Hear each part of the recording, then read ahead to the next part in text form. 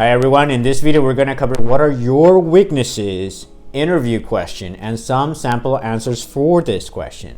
Now if you are new here, remember to smash that like button below if you want to pass your interviews. If you don't want to, then don't do it. It's at your own peril.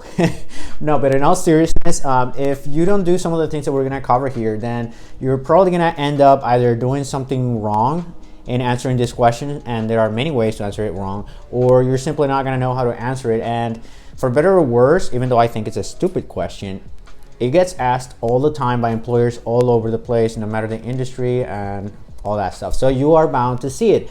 Therefore, I will encourage you to watch this video till the end so you know what are some of the better ways that you can construe a good, solid answer or answers for your particular case, regardless of the industry that you're interviewing in. All right, so let's begin. What are some of the wrong ways to answer some of these questions? Well, when it comes to weaknesses, you can either say something that's a character trait weakness, or you can say something that's a weakness when it comes to the workplace. Either way, they should be weaknesses that have something to do with the workplace, right? But you don't want to do a couple of things. For example, sometimes people go along and they say, okay, like they put a strength as a weakness. I remember once when I was just out of college, someone asked me that in an HR interview, and I knew it was a BS interview, kind of like a part of the process. But I still wouldn't recommend you do that. She asked me like, oh, what's your weakness? I'm like, oh, I work too hard. I think I end up I finish all my work too fast. Well, that's not a good answer, especially if it's with a hiring manager. It's kind of like, what, you're just BSing me and like that stuff. I didn't know better back then. I was just a youngster, and I was like, what, you want me to just tell you something that's wrong with you? Like, oops, I'm gonna blur that out. So that's not a good way to go about it. Another way that you could go wrong is if you say a weakness that's actually critical for the work that you're going to do. Like, let's say that you are interviewing for a sales role and you let them know that you are a shy person, or that you are somewhat quiet, or anything that suggests that you are not the typical stereotype of the more assertive, extroverted personality that many of the sales organizations typically look for in their sales agents. That's gonna be something that's seriously gonna harm your chances of actually getting the job. So essentially, you want to be honest, but you don't want to pick a weakness that's definitely gonna hurt your chances of getting the actual job. All right, so if those are two of the major ways that you should not answer this question, then how should you answer the question? Well, before we get into that, comment below and let us know what are some of the ways that you've answered it yourself, and what are some of the things that you've gained as experience through some of the interviews you've had, and what are some of your challenges. All right, so basically what you need to do is you need to make a list of weaknesses that you have, and you need to pick at least two, because usually they ask this question, but they can also ask the follow-up questions of like, hey, give me one or two weaknesses. This happens often, so just having one is not going to be good enough. You want to have at least two. But which weaknesses should you pick? And this is where we're going to go now. And that is that basically you want to give an answer that has two parts to it. And the first part is what is the actual weakness, and the second part is where you actually explain how you've been working to improve on that, how you've been trying to improve that weakness so that it's not such a big deal.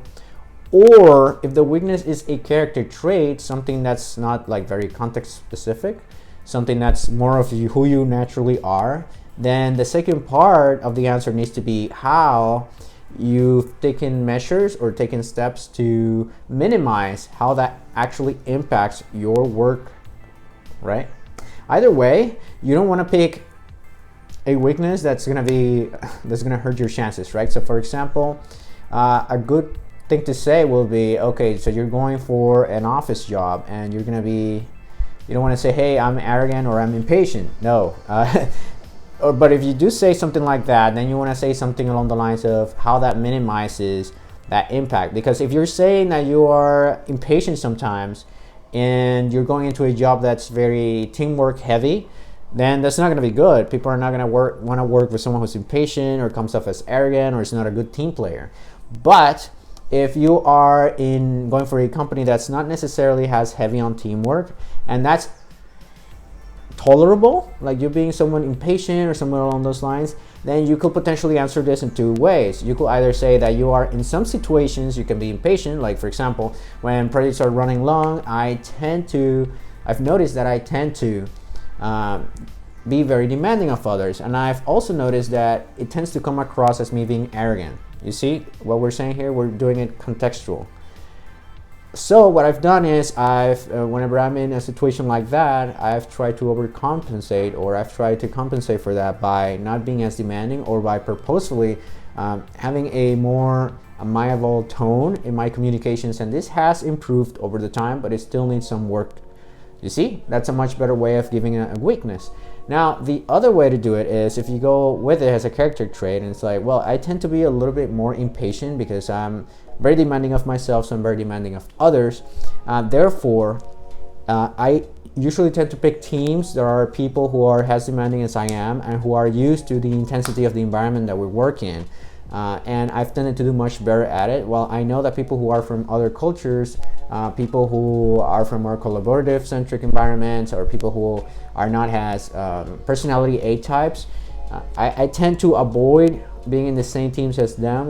But again, like something like that, an answer like that only works if you actually have the ability to minimize it on the work that you're going to do. In this case, maybe you were a mid manager in a mid manager role where you actually get to pick and choose who you work with, or the kinds of environments that you work on, especially if your company is a multinational, or there are different divisions in which different traits are valued more than others. So for example, if you are in a company that has divisions in which being impatient or demanding is actually okay or good, then that's okay. You can go with that. You can go with that and say like, yeah, I know it's less than ideal. It's a real weakness, but I minimize it, or it's not as important for this job, although you don't say it that way, because I do this and I do that, right? Like I just let everyone know ahead of time that I am this way, and I let them know that from the get-go that the expectations are that we need to provide good quality work under very tight deadlines, and if no one's doing that, then we're gonna have to take you out of the team or somewhere along those lines, right?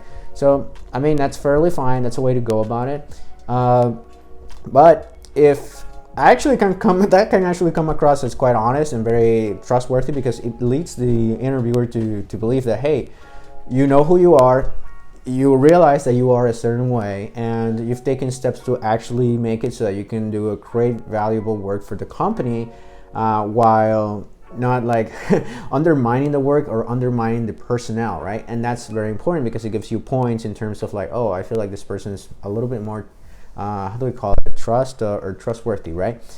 But the safest route will be to go the other way around, or being a little bit more situational, being a little bit more nuanced with your wordings. Like I said before, like, oh, well, I've noticed that under certain circumstances, I'm doing it.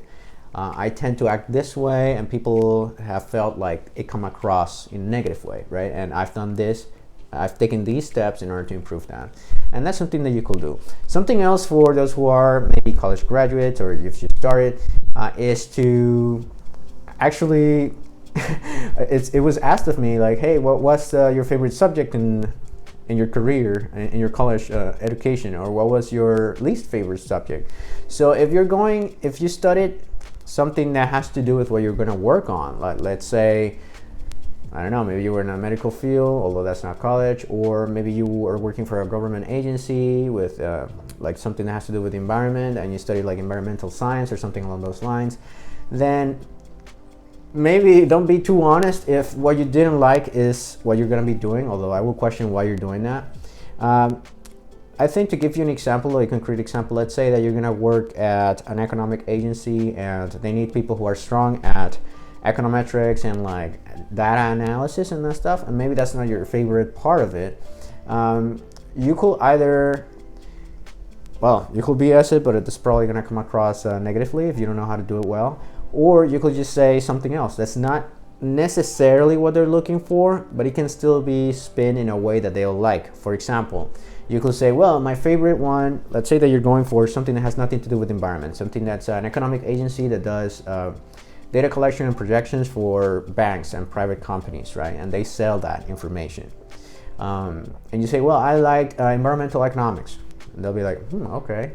that sets you apart because you're saying something that's different. But also what that does is if you follow it up and you say, I liked it because it led me to see how I can solve problems in a creative and different way, seeing how you could use things such as the opportunity cost of like negative externalities. Now I'm using slang that has to do with the economics field, but you could do that too if you're in a very specialized field, and they will understand. They'll be like, oh, okay. And then when you did that follow-up and you explain to them why you like that environmental economics part, even though it's not necessarily linked to what they're doing, the follow-up that you did is something that gave them an idea of why you can be valuable to them. Like, hey, you actually enjoy innovating and thinking through problems, seeing different ways of solving them, and that is something that they probably will be looking forward to or interested in. And that sets you apart because you gave an answer that's different. You didn't come across as though you were BSing them or lying to them simply because you wanted the job. You didn't just say, oh yeah, like private sector economics, like this and that, because I love how companies XYZ, right? If you go with something so like canned, it can come across like, okay, like I don't know if I should trust this guy, but like at least he didn't give like a really bad answer, right? So that is another bearing that I've seen on the weaknesses job part. So if you found this useful, remember to smash that like button, hit the subscription button and the notification bell so you know whenever a new video comes out. Now you know how you should construct the answers for what are your weaknesses kind of job interview question. Bye bye.